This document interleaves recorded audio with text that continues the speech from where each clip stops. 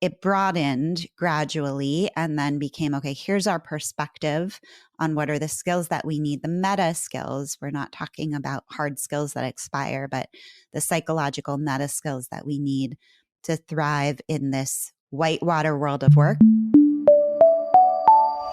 Welcome to the Coaching Revealed podcast series. I'm one of your podcast hosts, Austin Matzel. In today's episode, we are kicking off a new series on positive psychology. Our kickoff episode features Gabriella Kellerman, author, entrepreneur, startup executive, and Harvard-trained physician who has expertise in behavioral and organizational change, well-being, and artificial intelligence. Gabriella is interviewed by IOC Executive Director Jeff Hull, where the two discuss Gabriella's work in well-being, positive psychology, and coaching.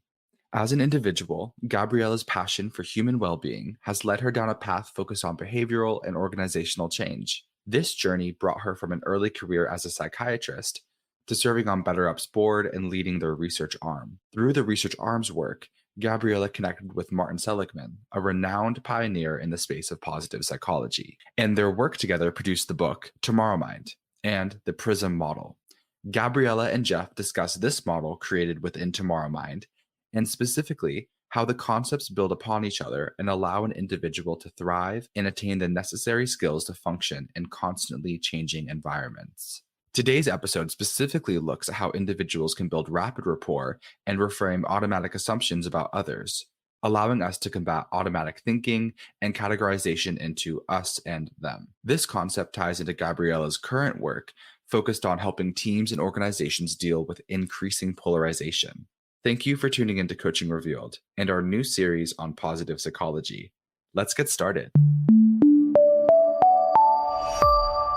Well, hello, everyone, and welcome to our Institute of Coaching podcast, Coaching Revealed. My name is Jeffrey Hull. I'm the Executive Director of the Institute of Coaching, and I am super excited to have a very special guest with me here today, Dr. Gabriella Kellerman, who some of you may have heard of. She is a best-selling author, a psychiatrist, a researcher. I will give you a little bit more of her background, but I'm really excited that Gabriella has taken time out of her busy schedule to be with us today. I want to kick off this new series on positive psychology and coaching with Gabriella Kellerman, a dear friend of the Institute and someone who has been a keynote speaker at our conference at Harvard Medical School sponsored coaching conference. She is going to be doing a live seminar for us in 2025 that we'll talk about. So she's a very dear friend of the Institute of Coaching, and we're really excited to have her as the kickoff speaker. So welcome, Gabriella. Thanks so much, Jeff. It is wonderful to be back with you and back with listeners of your podcast. Well, I'm really excited to have you, and I know your background, and Tomorrowmind was one of my favorite books that I read last year. So I am also aware, though, that not everyone will know your background. So let me just take a quick minute before we dive in and share with our audience a little more detail about your background. Dr. Gabriella Kellerman. She's an author, entrepreneur, a startup executive, Harvard-trained physician. Her specialty is in behavioral and organizational change, digital health, well-being, and AI. Her book, Tomorrowmind, which she co-authored with Professor Martin Seligman, who many of you know as really the father of positive psychology, was published in January of 2023. She has been the Chief Product Officer and Chief Innovation Officer at BetterUp, one of the largest coaching organizations in the world, and a transformation platform for global professionals. She was the head of BetterUp Labs, BetterUp's research arm, which studies whole person development in partnership with labs at Harvard, University of Pennsylvania, Stanford, and many other universities. Her work has been featured on CNBC, in Entrepreneur magazine, and in Forbes. Gabriella, I'd like to start with a little background. Maybe start by giving our listeners a little history on Gabriella and how it all came about. Oh, thanks, Jeff. Well, I think starting the history is the hardest part here because where does any of it start? I'll share, I was recently at my childhood home trying to clean out some old drawers, and I found a handwritten draft of an application I wrote for a summer program that I was applying to in ninth grade. And it just talked about how fascinated I am with the brain and with science in general, and how eager I am to help contribute and discover new science. The program was to intern in a scientific lab at a technical university. So I had dated my own interest in this area to more like junior or senior year in high school. And then reading that, I realized it went back much further. And as anyone interested in these topics knows, there's no clear single path and way to sort of study the brain, help people with their well-being, their psychological, emotional well-being, help understand professional development. So I've had, in a way, a meandering career that spanned medicine and academia and industry in all kinds of roles across product and go-to-market and basic science R&D. But the animating and consistent theme has always been a passion and interest for understanding the brain and helping people live their few days that we have on this earth better, richer, more fulfilling. So I did start in psychiatry, as you mentioned, and then transition about 15 years ago from the world of clinical medicine and academic research science into the world of digital health startups, which was sort of just beginning around that time and had not yet tried to apply digital platforms to psychological use cases, whether clinical or not, through some very generous mentorship and opportunities that I had at that time, mainly through serendipity, but also through raising my hand for lots of random things.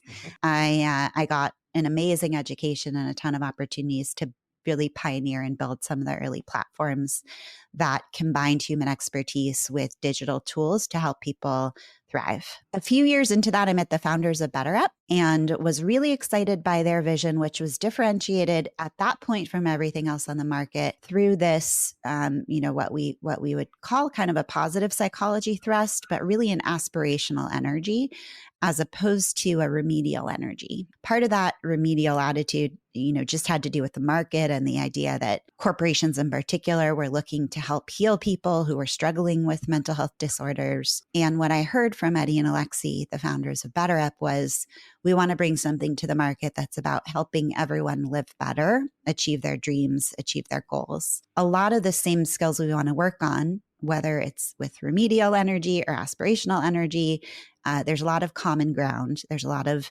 common work to be done, but it's hard to get people excited and motivated about the kind of remedial side of things. It's more, help lessen the pain versus help me grow and continue to grow. And so I was thrilled by that vision, really impressed by the two of them. And so in 2017, I joined on full-time at BetterUp. I'd already been a scientific advisor. And one of the first charters was to start up this thing called BetterUp Labs, which is an organization. We now have about 50 PhD scientists across the behavioral scientists working at BetterUp. And BetterUp Labs charter is to understand and accelerate the science of thriving as a whole person professional.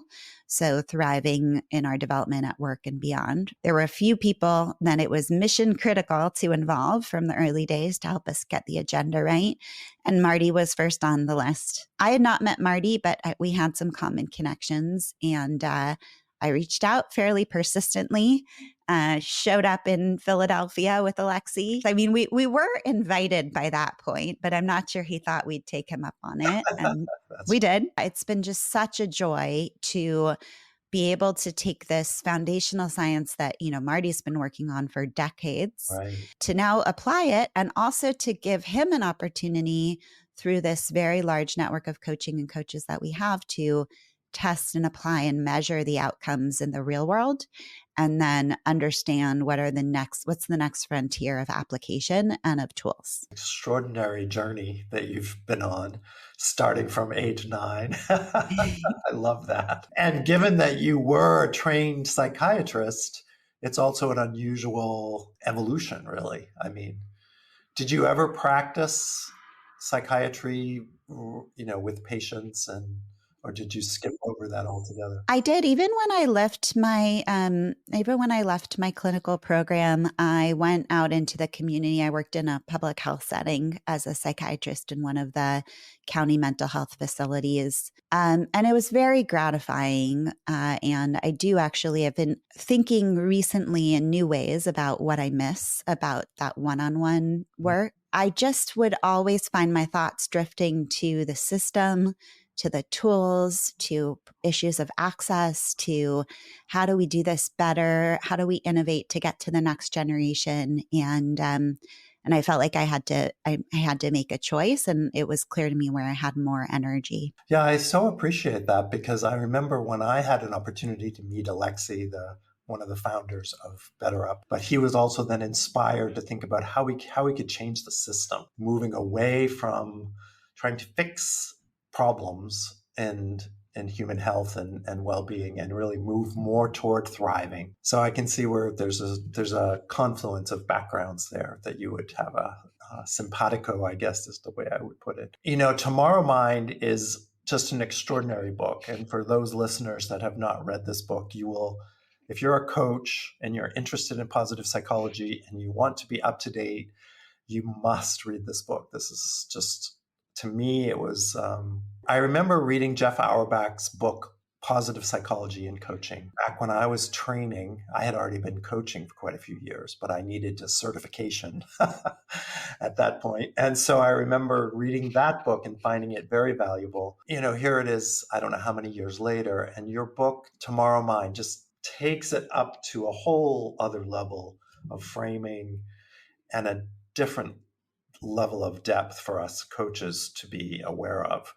And also points towards the future, which I really appreciated, around creativity and the way the brain works. So give us a little background of how you and Marty came to do this. I mean, it's such an extraordinary collaboration to work with Martin Seligman and to produce this book. And then we'll dive into the book a little. Ready to advance your coaching practice? Join the Institute of Coaching and tap into the world's leading resource for coaching science and professional development. With over 4,000 members across 130 countries, the IOC offers invaluable networking opportunities with an elite global coaching community and innovative learning to broaden your knowledge and keep you at the forefront of coaching best practices. Engage in cutting-edge learning events with world-renowned coaching scholars, from webinars and seminars to discussion groups, research projects, and more. Try any membership free for 30 days. Use promo code IOC Podcast and visit instituteofcoaching.org/join to get started. It is indeed a gift and a privilege to work with Marty. So we had been working together for a few years already on this scientific agenda about understanding thriving at work in these unique conditions, understanding this idea of the whole person professional, and figuring out what are the most important skills for that individual, what is the science we have to help them, and what is the science that we're missing. Our lab publishes frequently, both in academic and popular outlets, to try to get pieces of this, pieces of the puzzle, pieces of the answer out there to coaches, to organizational leaders, to individuals. But in the background, we'd begun developing a higher altitude understanding of the landscape of the skills needed. There wasn't really a single journal article we could write about that. We, in particular on the topic of prospection, had so much science at that point that we were eager to get actually to coaches. And so the idea for the book started when someone on the team proposed that we write a book for coaches about prospection. When we started to think about how to enable coaches to work with the idea of prospection, we felt we were putting them at a bit of a disadvantage if no one else in the world understood what the word prospection means. So a big burden to put on coaches. So said, okay, well, first we'll write a popular book on prospection, and we'll write a coaching guide that goes along with it. And then as we started writing about prospection, we realized we can't only write about prospection, because being great at prospection assumes a number of other skills that you have developed. So it broadened gradually and then became, okay, here's our perspective on what are the skills that we need, the meta skills. We're not talking about hard skills that expire, but the psychological meta skills that we need to thrive in this whitewater world of work, John Seeley Brown's beautiful coinage, that is here and will be here for the foreseeable future. I once asked John Seeley Brown, what comes after the whitewater? And he said, more whitewater. So prospection and then guide for coaches was in your mind as you started to frame. And I'm curious, there's also five other themes, at least, that come through in Tomorrowmind. So you must have been gathering data and doing research on mattering and on all the other topics. Maybe we should step back, because I don't think we can assume that folks know sort of the framing of this book and what it's ultimately about. Maybe you'd want to give us a quick overview. So Tomorrowmind is about the skills that we need to thrive in an uncertain world of work as humans, as professionals. The acronym for the 5 skills we talk about is PRISM. PRISM. P is prospection. R is resilience. I is innovation. S is social connection. And particular, we talk about this idea of rapid rapport. How do we quickly build trust across difference? And then M is mattering. And in the book, the order that we talk about these in is not the order of the word PRISM. The order of the skills that in the way that they build and the way we understand them is R, M, S, P, I, which doesn't spell anything. Resilience, then mattering, then social connection, then prospection, kind of innovation at sort of the top, the peak of this pyramid. And each of these is foundational in its own way to helping us preserve our well-being, to helping us feel whole as humans, and to helping us feel that we can accomplish great things, in some cases despite the whitewater, and in other cases because of the whitewater and because of the opportunities that it brings for us. So the decision to create the order in the book and then a separate acronym, is that because of what you'd seen in terms of the way coaches tend to put this work into practice? We wrote the book with the skills in the order that we encourage people to prioritize them for the purpose of their own well-being. At the higher end, the later end of the book, the higher end of this sort of pyramid of skills, prospection, innovation, it's really hard to unlock those if you're low in resilience, if you don't have social support, if you're questioning your sense of purpose and mattering. We'd actually written the whole book before we came up with the acronym, and Marty kept saying, we need an acronym. No one's going to remember these 5 if we don't have an acronym. And his earlier work, I'm going to forget it off the top of my head, but PERMA. Yes. So I completely agreed with him. I couldn't think of an acronym in particular, because the S in PRISM, the social connection, is really rapid rapport. That's really how we talk about it in the book. So it's really 2 R's, doesn't really spell anything, but we put it out there to friends and family. Can anyone come up with an acronym? And, we gave some latitude. The R could be an S for social connection. My dad, who's a laser physicist, came up with PRISM. So thanks, Dad, for that very handy insight. So walk us through the way you ordered it in the book. Resilience is the foundation. In a world of constant change and turmoil, we need to, at the very least, not drown. We need to be able to bounce back from challenge without carrying an increasing level of burden and damage. But the real vision for resilience and the highest levels of resilience is that we are growing stronger through each chapter of challenge and change. This idea of the challenges in life are the opportunities. They're the fertilizer for us to grow. And so as we talk through resilience and the science we've done, building on the science Marty's done, and I still think we have many generations of resilience research ahead of us. I think there's still so much to learn. And I feel like at least quarterly, there's something new that I'm discovering about resilience and learning. That's where we encourage people who are really struggling. We encourage them to work on resilience, and we try to get very concrete using our data to say, what are the key drivers of resilience? There's another 5 here. There's 5 of those, and we talk through what they are.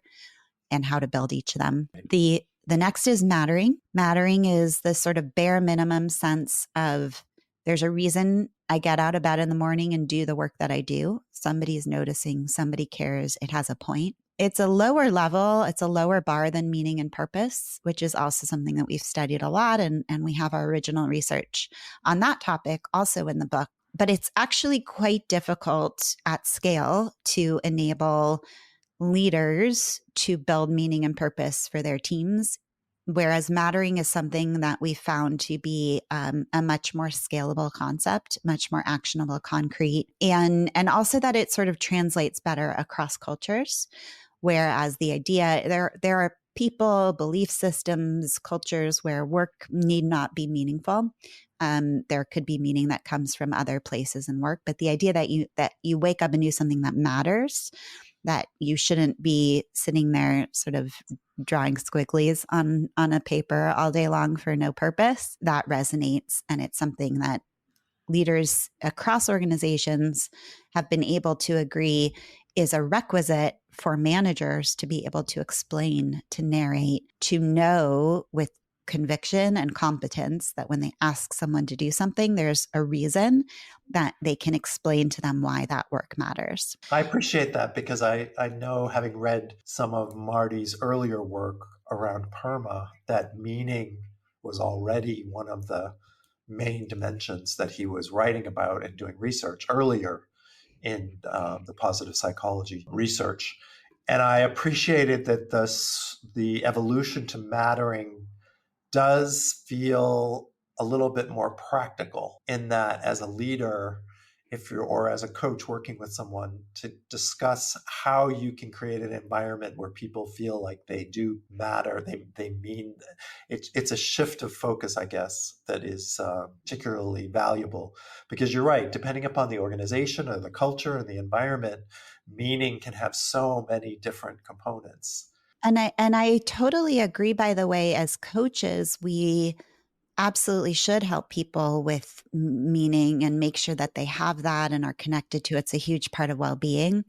But when it came to enabling leaders to create that for their teams, they're not trained, skilled coaches. They also don't often have the time to sit down and help people discover what that sense of meaning is. So it just became ineffective as a drumbeat in a way that mattering has landed much more easily. And it also, it just, on the earlier part of our conversation, I mentioned this distinction between remedial and aspirational. And at least through the lens of surviving in the whitewater, a lack of mattering is the thing that puts us at risk for something like depression. That's one of the hallmarks of depression, in fact, is a sense of not mattering. And so if we can flip that and say, okay, this is really the true bare minimum of what you as a manager, as a leader, need to ensure is there for your team and reflects naturally your sense of what needs to be done, what work needs to be done, and why. It just fits better with the realities of work today, with a landscape where people are in and out of their jobs more quickly. They're changing teams more quickly. It may take more time and more skill to get someone to a sense of this work is meaningful. I really appreciate that, because especially in today's world where folks are working at a distance in many cases, in hybrid environments, multicultural environments, leaders that are often struggle with creating a sense of meaning, but having very tangible ways of making people feel like they do count, they matter. So we did R and M. The next one up the pyramid is the S, or the rapid rapport. So it, in so far, the key parts of resilience, this element of mattering, and then social connection actually have a lot of overlap with PERMA. And that's intentional, that this is really about well-being at work and supporting a full tank of well-being at work. And so this is sort of the relationship sphere now that we're in. And at work, the relationship sphere is as much about our well-being as it also is about performance, which is not what PERMA is meant to cover. So here's sort of where in the pyramid we transition from the full tank of well-being and the sort of surviving the whitewater to the thriving, which is prospection, innovation, and parts of rapid rapport. We need each other. We need our relationships to be well, to feel well, to be whole. We need to experience love. We need to give love, right? This is so much a part of the science of positive psychology. And also, modern work requires collaboration. Innovation happens in collaboration. We can't get our work done if we're not working well together. There's also such a heavy emphasis today on not just customer service was what it once was, then it was customer satisfaction, customer experience. Now it's customer delight. The stakes get higher on what we need to give to our customers in terms of the humanity and the connection.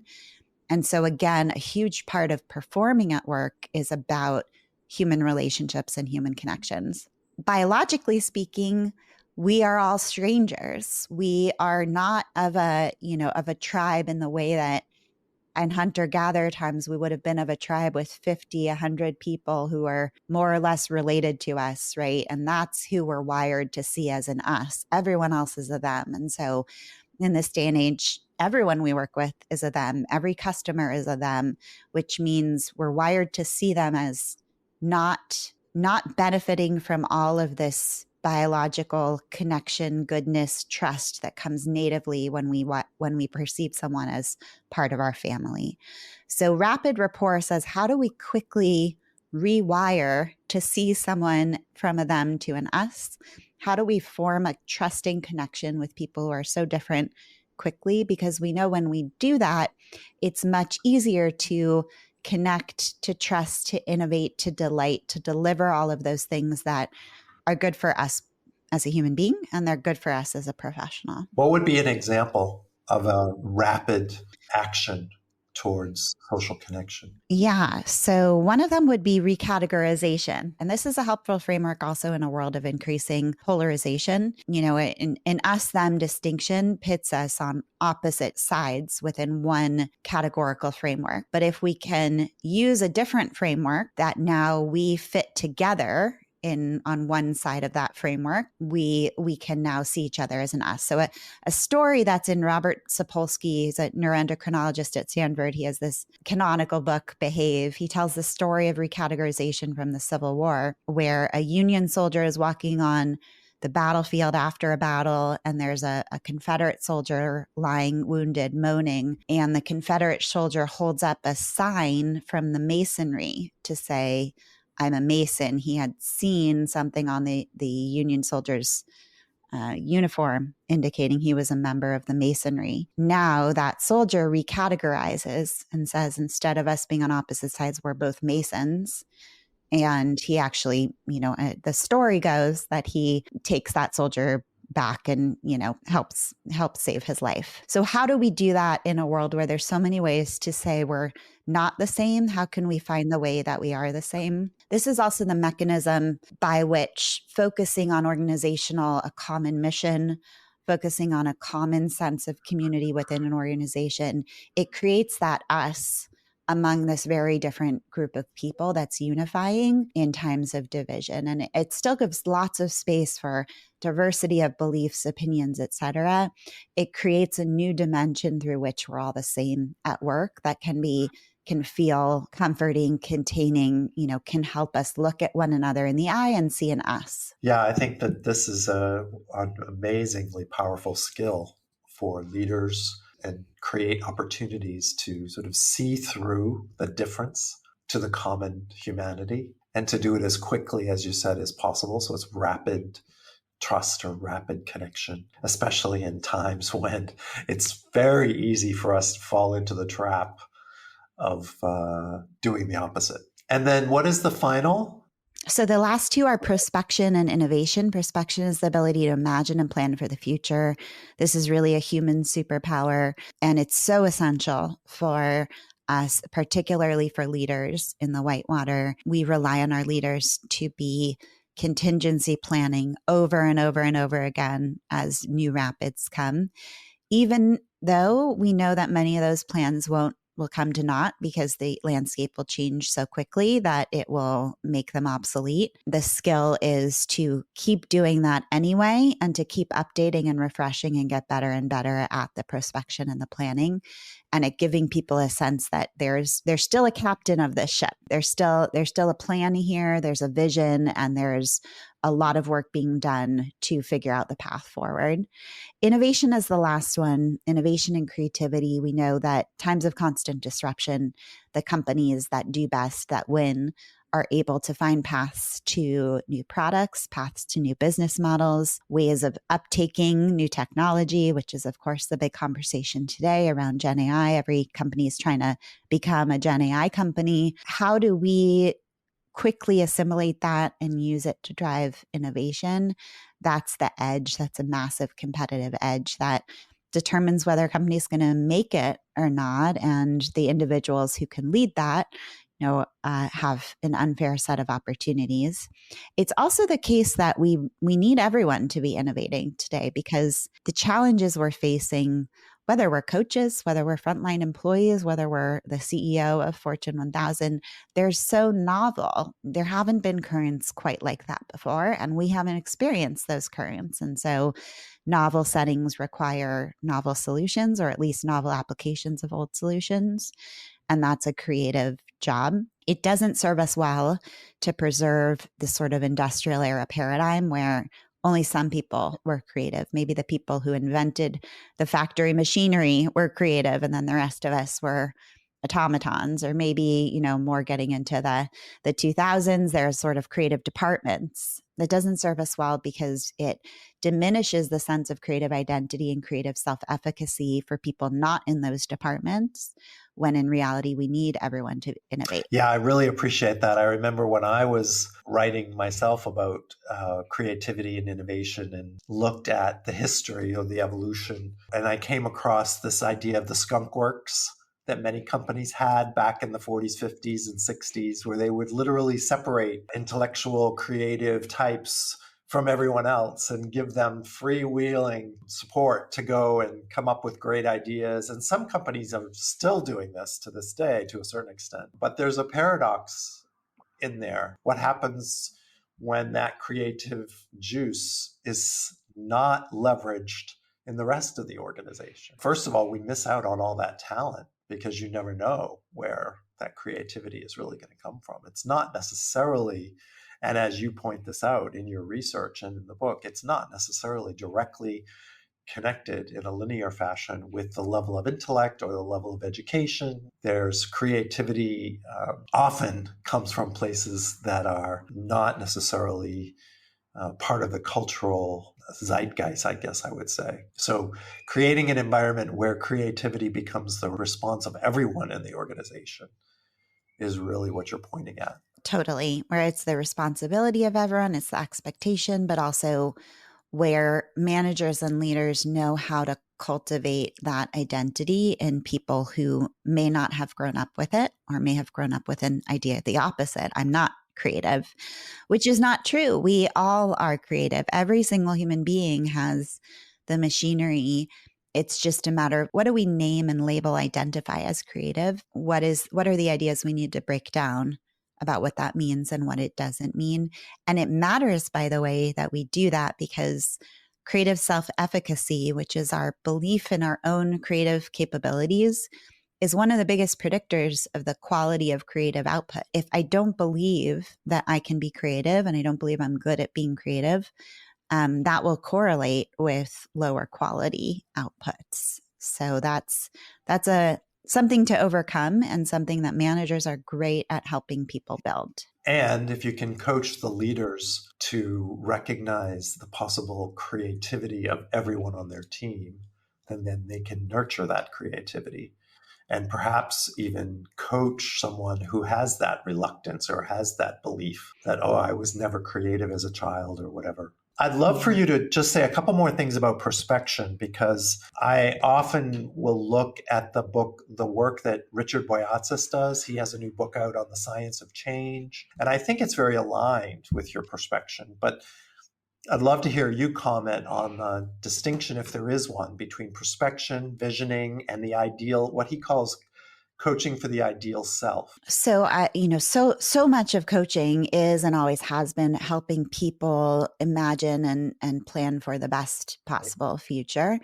Actually, the WOOP framework from Gabriella Oettingen, I think aligns best with the science of prospection. And what we've tried to contribute is an understanding of how does this work in the brain, and how do we then leverage that to help people improve at it. Gabriella Oettingen and Roy Baumeister, Kathleen Vose, a couple other people coined this term of pragmatic prospection, where based on thought sampling, based on a literature review of all of the work that's been done about how we experience thinking about the future, establish 2 phases of prospection. The first is really fast and divergent. And then the second is much more deliberative and evaluative and convergent. For some of us, the first phase, which they call the dream big phase, is so fast, we don't even really experience it and nurture it. When we do exercises as coaches with people to try to have them kind of imagine the best and, maybe not biggest, but most ideal thing they can, part of what we're doing is we're helping them lean into an optimism, a sense of expansiveness that's characteristic of that phase 1. But often we shut down too quickly and move too quickly into phase 2. And then by contrast, phase 2, which they call get real, is where we start to, leverage a little bit more of the executive function planning machinery to say, okay, well, is it realistic? How can I do it? The WOOP framework says, what are the obstacles that are going to get in my way and how am I going to overcome them? And some of us are really good at phase 1 and not as good at phase 2. And some of us are great at phase 2 and not as good as phase 1. There's common barriers that we all have. There's cognitive biases that get in the way in both phases. This is also where the science of building optimism is really helpful in terms of supporting the phase 1. All of which is to say what we're trying to contribute is an understanding of how this works in the brain that then can support a more targeted way of working with individuals based on where they're already strong at this and where they can afford to grow. As I'm listening to you, I'm thinking of actual clients that I've worked with who would lean one way or the other, and the kind of coaching that would be most useful for them. Someone who has a tendency to live in phase 1 needs to be grounded probably in their coaching. Their big picture, they dream big, it comes natural to them. And yet I can think of a couple clients that I had that would often be reluctant to sort of step back and get into the nitty-gritty of the obstacles and what's in the way. And that could be frustrating for their team. Then everyone else would sit around the table saying, whoa, how are we going to do that? And then, of course, there's probably even more commonly the other way around. The leader shuts everyone down 5 seconds after they come up with a crazy idea because they're immediately going to the practical. So we are going to run out of time. I can't believe we did get through all of the sections of your wonderful book, but I'd love to spend just a couple of minutes with you on what you're focused on now. And I want to leave everyone hanging with anticipation to sign up for your seminar so they can go deeper into the components of the book. But spend a little last couple of minutes with us around your current work. One of the questions we've been getting more and more frequently and with greater and greater urgency from organizational leaders is how do we lead our teams, our companies in a way that will preserve their productivity and their well-being through a time where the political turmoil around us is intensifying. There are more and more spikes, and we feel our workforce is more and more polarized around key issues. I have felt that we haven't had a great answer for them, mainly because there hasn't been a lot of great data collected on this. So over the last year, it's been a focus of research for our lab and aligned with the US election cycle, which is just one of many spikes in political tension that is happening all the time right now. We're releasing our data findings from this first round of research. I think one of the important takeaways from the research is that you can break down individual factors, organizational factors, and manager factors in understanding the variance in stress that employees experience around political tension at work. And it's actually the manager, the direct manager of the employee, that matters most as a determinant factor in terms of the variance of the stress. Organizational factors matter too, and we outline kind of what those are, and individual factors matter as well. There's a lot we can do for ourselves to shore up our own psychological strengths and well-being to protect us from negative impacts. But it is that direct manager who most shapes our experience of the extent to which stress about political tension affects us at work. So interesting and so well timed. I mean, you're making me think about the work that Amy Edmondson does around psychological safety, the onus on the leader to create an environment where it's safe to be different, safe to be sharing your values, and creating an environment for belonging. And certainly on the macro stage, in America in particular, it's a very difficult moment. And in some ways, perhaps not surprisingly, but we didn't know what we were going to find. A lot of the core skills come back to manager skills that look a lot like coaching. It's deep listening for understanding rather than to respond. It's empathy. It's creating space and care. And, and similar to a coach, keeping the focus on that individual. It's of a piece with where we see leadership evolving to in general, and the importance of this coaching mindset and framework for modern work. Now we have a story emerging from the data about how that matters for this particular application too. So amazing. I mean, leader as coach at the end of the day. Well, I hope we will be seeing this work published sometime very soon. Yes, it'll be out. It'll be out this fall in various outlets. Well, listen, I am thrilled that you were able to take the time to be with us to kick off our series on positive psychology and coaching. Again, for those of you that are interested in taking a deeper dive with Gabriella, she will be doing a live seminar for us starting in February. And you can sign up now at theinstituteofcoaching.org, and you'll find out a lot more information about the seminar. But it's really an opportunity to take your skills as a coach to a whole different level and use all of the amazing research that she and Marty have been doing over the past few years. And as we were just discussing, the world desperately needs great coaches and also leaders to become great coaches. So I just so appreciate that you took the time to be with us and to be our kickoff for this wonderful new series. So I want to thank you again, Gabriella, and would look forward to seeing you in February. Yeah, me too. Thank you, Jeff, for the opportunity. And thank you for your work to get important ideas out there that can help everyone thrive. It's a huge service and a joy to be with you. Thanks again, everyone. We'll see you soon with the next installment of Positive Psychology and Coaching. So stay with us. Take care, everyone.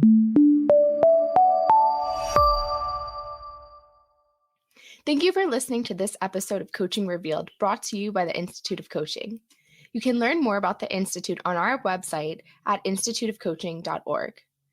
You can stay up to date with new episodes of our podcast by liking and following Coaching Revealed. You can also find us on social media on LinkedIn, Instagram, and X with the handle Institute of Coaching. We also love hearing from our guests, so please reach out to us with thoughts you have on this episode and any questions you have about coaching. Until next time, this is Emily Tarani with Coaching Revealed.